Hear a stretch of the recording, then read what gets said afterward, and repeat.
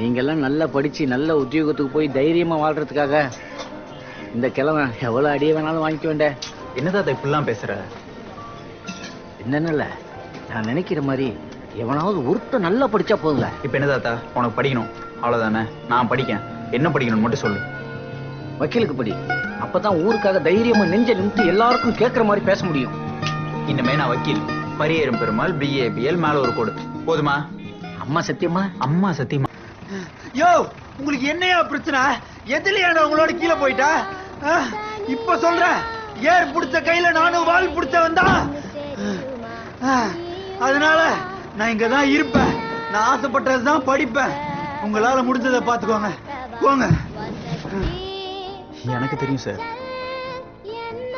நீங்களா இருக்கிற வரைக்கும், நான் நாயா தான் இருக்கணும்னு நீங்க எதிர்பார்க்கிற வரைக்கும் இங்க எதுவுமே மாற. அப்படியே தான்